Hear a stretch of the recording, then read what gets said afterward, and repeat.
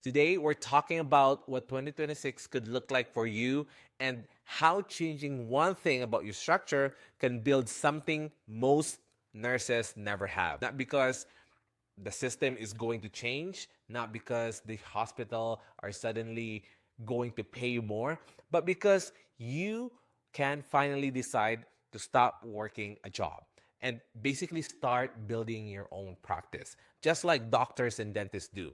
And if you make the decision in the next 30 days, by the end of 2026, you'll have something most nurses will never have. Here's the truth. Yes, you can.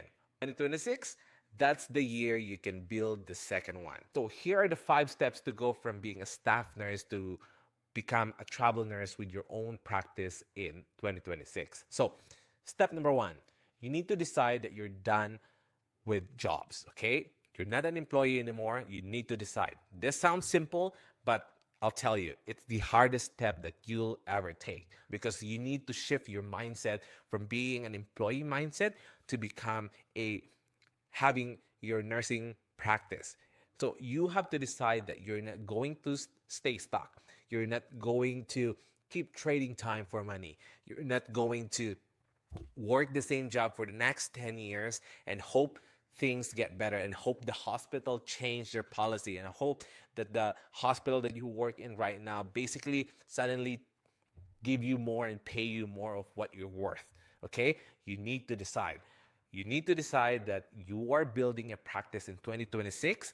Once you make the decision, everything will become a checklist. Okay? Action number 1 is you need to decide. Write it down. 2026 is the year I build my practice. Action number 2 is basically join Frontliners Hub. You don't need to figure this out on your own. Join Frontliners Hub community so that you can get guidance with me personally and all the travel nurses who do the same. Okay, so 2026 is your year. Let's build.